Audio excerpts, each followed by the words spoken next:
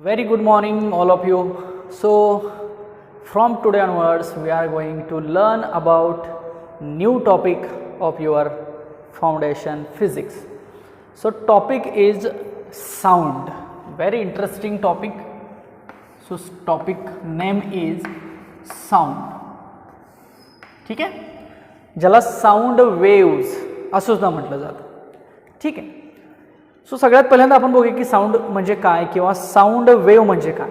Okay, कारण sound ही एक प्रकारची वेव्ह आहे म्हणून त्याला साऊंड वेव्ह असं सुद्धा म्हटलं जातं. ठीक आहे. सो आता सगळ्यात महत्त्वाचं वेव्ह म्हणजे काय, तर वेव्ह म्हणजे एक प्रकारची एनर्जी असते. ठीक आहे. So wave is one type of energy आणि ही एनर्जी आपल्यापर्यंत वेगवेगळ्या पद्धतीनं येत असते. ओके, ज्याला आपण energy transfer from one place to the another place असं आपण म्हणतो. तुम्ही हे सुद्धा ऐकलं असेल, energy cannot be created, cannot be destroyed. Okay, but it can be converted from one place to the another place. अगदी तसं आहे. So sound is one form of energy. म्हणजे आपण साऊंड कसा ऐकतो, तर आपल्या कानाने ऐकतो आपण साऊंड, बरोबर. सो त्यासाठी human ear that is also one of the part is important to get the sound wave. Okay, मग साऊंड वेव्ह एखाद्या सोर्सपासून जर आपल्यापर्यंत येत असेल तर ती वेव्हच्या स्वरूपात येते असं आपण म्हणतो. मग ती येत असताना त्याच्यासाठी एक मीडियम गरजेचं आहे, ज्याला आपण मटेरियल मीडियम असं म्हणतो. Okay, so sound wave transfer होण्यासाठी द मटेरियल मीडियम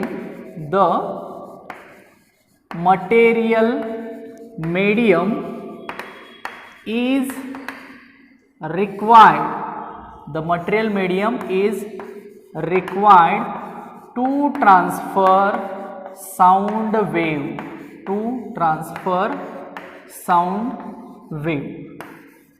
ठीक आहे. मी जेवढे पॉईंट्स इथं हायलाईट करतोय ना बोर्डवरती, तेवढे तुम्ही सुद्धा स्वतः लिहायचा प्रयत्न करा, नोट्स काढायचा प्रयत्न करा. मी जेवढं काही इथं सांगतोय किंवा एखादं मी शब्द बोलतो, एखादं सेंटेन्स मी बोलतो, बट ते मी इथं लिहित नाही, ते सुद्धा तुम्ही राईट डाऊन करू शकता ॲज अ नोट्स म्हणून. Okay, so sound is one form of energy, so it can transfer from one place to the another place. Okay, मग ती साऊंड वेव्ह ट्रॅव्हल होण्यासाठी कशाची गरज आहे, मटेरियल मीडियमची गरज आहे. ओके, मग आता ते मटेरियल मीडियम म्हणजे कुठलं, ते मटेरियल मीडियम मग सॉलिड असू शकेल, यस चालेल. ते मटेरियल मीडियम मग लिक्विड असलं तरी पण चालेल. ते मटेरियल मीडियम गॅस असलं तरी सुद्धा चालेल असं आपण म्हणूया. Simple etcetera. म्हणजे याच्यापेक्षा जर अदर कुठलं एखादं कंबाईन मटेरियल असेल तरी सुद्धा आपण कन्सिडर करूया. बट व्हॅक्यूम जर कन्सिडर केला, व्हॅक्यूम म्हणजे काय, no space, no air, like vacuum. So व्हॅक्यूमसाठी जर आपण कन्सिडर केलं तर no space, vacuum, sound cannot travel.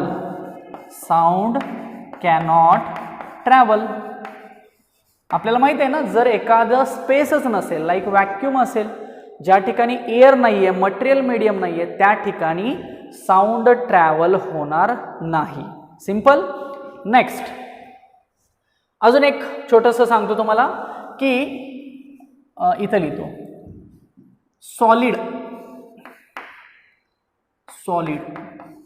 Okay, मी असं लिहितो, velocity of sound in solid is greater than velocity of sound in liquid आणि is greater than velocity of sound in gas. म्हणजे तुम्हाला ह्या दिलेल्या स्टेटमेंटवरून काय लक्षात येते बघा. आता साऊंड वेव्ह आहे एक प्रकारची, म्हणजे त्याला व्हेलॉसिटी आहे, तर ती व्हेलॉसिटी सॉलिडमध्ये सगळ्यात जास्त असते, लिक्विडमध्ये त्याच्यापेक्षा कमी असेल आणि एअरमध्ये अगदीच त्याच्यापेक्षा कमी असेल.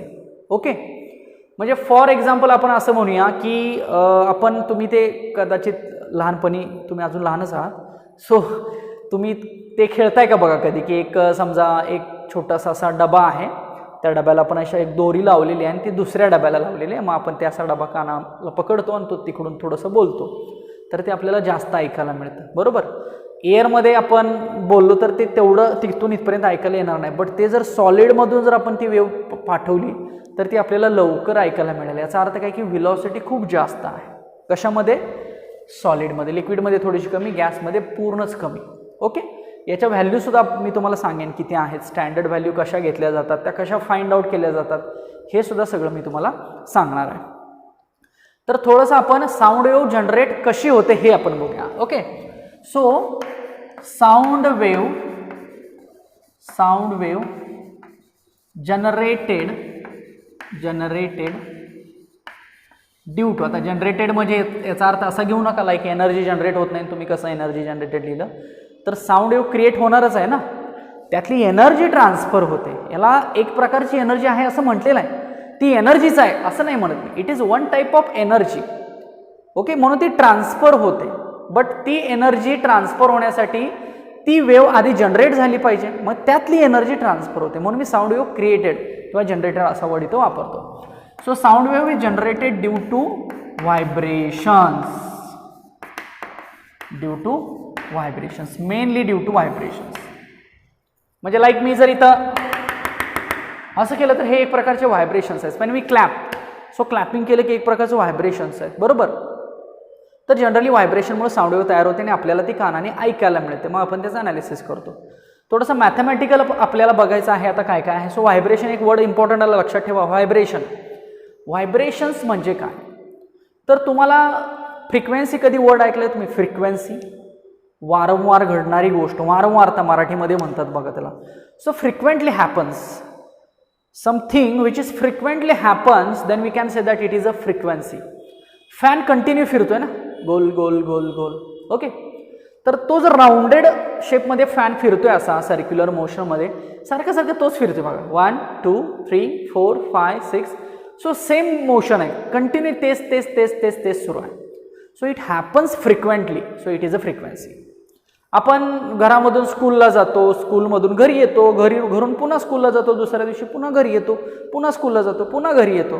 So it happens frequently, so it has also one of the frequency. But प्रत्येकाची फ्रिक्वेन्सी व्हॅल्यू ही वेगवेगळी असणार आहे. ओके, सो व्हायब्रेशनलाच फ्रिक्वेन्सी असा वर्ड लक्षात ठेवा.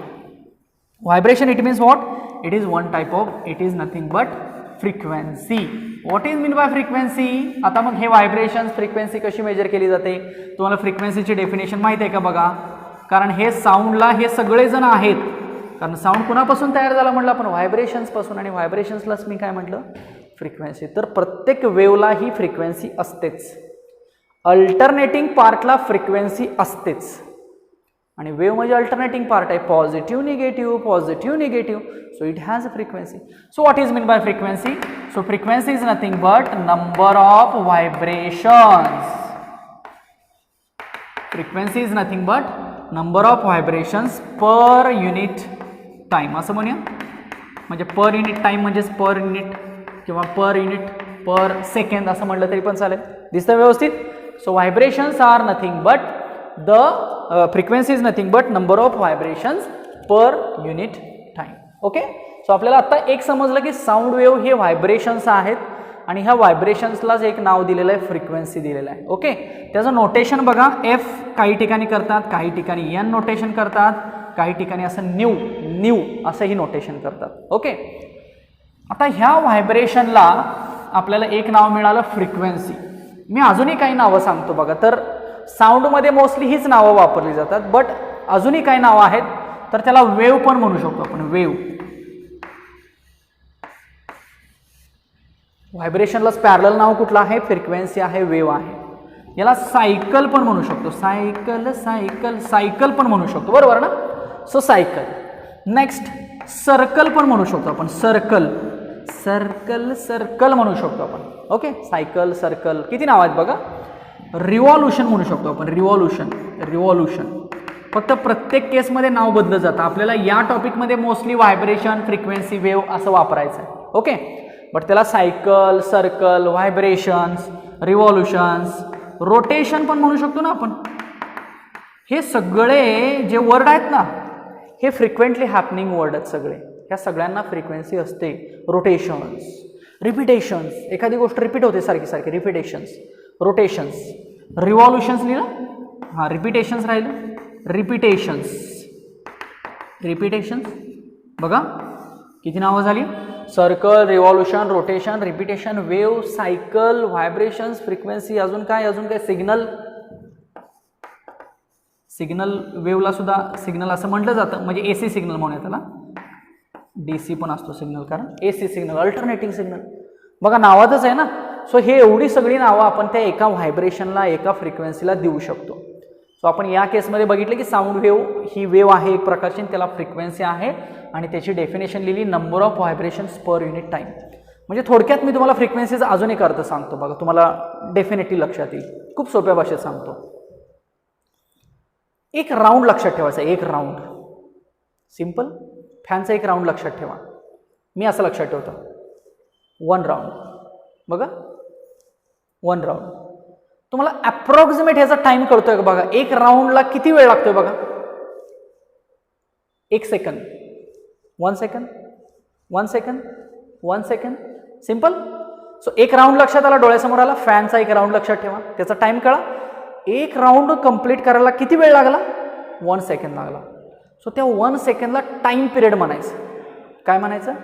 Time period. त्या मोशनचा टाइम पिरियड, त्या फॅनचा टाइम पिरियड 1 सेकंड. सिंपल. एका राऊंडला लागलेला वेळ म्हणजे time period. The time required to complete 1 round, 1 vibration, 1 frequency, 1 wave. Round शब्द आणखी राहिलं बघा. So round is nothing but frequency. का लिहिला आपण कुठं. नाही लिहिला. सो जेवढे मी स्क्वेअर ब्रॅकेट केलेत ना, हे सगळे फ्रिक्वेन्सीचे वर्ड्स आहेत, फ्रिक्वेन्सी आहेत सगळ्या. सो टाइम पिरियड मी सांगितलं काय. The time required to complete 1 round is called as time period. मग मला सांगा प्रत्येकाचा टाइम पिरियड सेम असेल का. Obviously no. मला सांगा अर्थ स्वतःभोवती फिरायला किती वेळ लावते. 24 hours. काय म्हटलं मी. The time required for the earth to revolve around itself. एक राऊंड मारायला पृथ्वीला किती वेळ लागतो. 24 तास लागतात. So that 24 hour is the time period of the earth. Simple. फॅनचा आपण टाइम पिरियड 1 सेकंड कन्सिडर केला. फॅन खूप फास्ट असेल तर टाइम पिरियड खूप कमी होणार आहे ना. कळतंय का. फॅन खूप फास्ट, टाइम पिरियड कमी. म्हणजे फ्रिक्वेन्सी खूप जास्त आहे, टाइम पिरियड खूप कमी. म्हणजे तुम्हाला अजून काय लक्षात येत आहे. टाइम आणि फ्रिक्वेन्सी मधलं रिलेशन लक्षात येत आहे. What is relation. Inversely relation. Time frequency वाढली तर टाइम कमी होणार आहे. लक्षात येत आहे. पृथ्वी सूर्याच्या भोवती फिरायला किती वेळ लावते एक राऊंड मारायला. 365 days. So that is the time period of the earth to revolve around the sun. प्रत्येकाचा टाइम पिरियड वेगळा असतो. तुमचा टाइम पिरियड घरामधून बाहेर पडला, स्कूलमध्ये आला, स्कूलमधून घरी गेला. सो हा एक राऊंड झाला ना. सो ह्या राऊंडला किती वेळ लागला तुम्हाला. काहीतरी जायला अर्धा तास, यायला अर्धा तास, 1 तास. Simple. So 1 hour is your time period. So प्रत्येक केसमधला टाइम पिरियड वेगळा असतो. राऊंड प्रत्येकाचे वेगळे असतात, फ्रिक्वेन्सी प्रत्येकाची वेगळी असते. सो टाइम पिरियड वेगळा असतो. सो आपल्याला काय शिकायला मिळत आहे. फ्रिक्वेन्सी म्हणजे एका सेकंदामध्ये किती राऊंड झाले, दॅट इज फ्रिक्वेन्सी. आणि टाइम पिरियड म्हणजे एक राऊंड मारायला किती वेळ लागेल. काही ठिकाणी 1 तास लागतोय, काही ठिकाणी 24 तास लागतात, काही ठिकाणी 1 वर्ष लागते एक राऊंड मारायला. So that is the time period. आणि फ्रिक्वेन्सी म्हणजे काय. एका सेकंदामध्ये किती राऊंड झाले. So frequency. फॅन खूप मोठी फ्रिक्वेन्सी आहे, का तर एका सेकंदमध्ये फॅन खूप फास्ट फिरतो बघा. So maximum frequency. अर्थची फ्रिक्वेन्सी खूप कमी आहे, का तर एका सेकंदामध्ये काढायचं म्हटलं की खूप कमी व्हॅल्यू येणार आहे. I hope you are getting my feelings about the frequency and time period. Okay. So मी इथं हवं तर टाइम पिरियडची पण डेफिनेशन लिहितो, फ्रिक्वेन्सीची मी डेफिनेशन लिहिलेली आहे. मी टाइम पिरियडची इथंच डेफिनेशन लिहितो बघा, म्हणजे मला पुन्हा रब करायचं आहे. Time period. So what is mean by time period. The time required to complete 1, काही म्हणा या चौकटीतलं, या बॉक्समधलं काही म्हणा, 1 round. The time required to complete 1 round. The time required to complete 1 vibration. The time required to complete 1 circle. The time required to complete 1 revolution, repetition, rotation, AC signal, cycle, round, frequency, vibration is called as time period. किती नावं आहेत बघा. So ह्यातली सगळी नावं आपण wave related वापरू शकतो. आपण साऊंड वेव्ह शिकतोय, त्यामुळे ह्यातलं कुठली तरी 1-2 नावं वापरूया. व्हायब्रेशन्स वापरूया, वेव्ह वापरूया, फ्रिक्वेन्सी, काहीही वापरू शकतो. सगळ्यांचा अर्थ तोच आहे. कळलं. So time period, frequency. आणि टाइम आणि फ्रिक्वेन्सी मधलं रिलेशन कसं. 1/f. कायम लक्षात ठेवा. टाइम आणि फ्रिक्वेन्सी एकमेकांना अपोजिट का अपोजिट असतात मी सांगितलं. मला सांगा, आता आपला फॅन खूप फास्ट सुरू आहे. आता फॅन आपला खूप फास्ट सुरू आहे. खूप फास्ट सुरू आहे याचा अर्थ एका सेकंदामध्ये तो किती रोटेशन्स मारतोय? एक 20 म्हणूया आपण, 20 रोटेशन्स तो एका सेकंदामध्ये मारतोय. सो टाइम फ्रिक्वेन्सी किती झाली? 20 rotations. So 20 hertz. Hertz frequency ना कशामध्ये मेजर केली जाते? हर्ट्जमध्ये, किंवा आरपीएस सुद्धा म्हणतात बघा, आरपीएस रिव्हॉल्युशन्स पर सेकंड. सो खूप फास्ट फ्रिक्वेन्सी, सो फ्रिक्वेन्सी जास्त आहे. So what is time period? त्यातलं एक राऊंड मारायला किती वेळ लागेल? खूप कमी सेकंद लागेल ना. सो फ्रिक्वेन्सी खूप जास्त झाली, टाइम खूप कमी झाला ना. म्हणून फ्रिक्वेन्सी आणि टाइम एकमेकांना कसे झाले? इनव्हर्सली प्रपोर्शन झाले. लक्षात आलं? सो थोडीशी मी साऊंडची इंट्रोडक्शन सांगितली आणि तुम्हाला फ्रिक्वेन्सी आणि टाइमचा अर्थ सांगितला.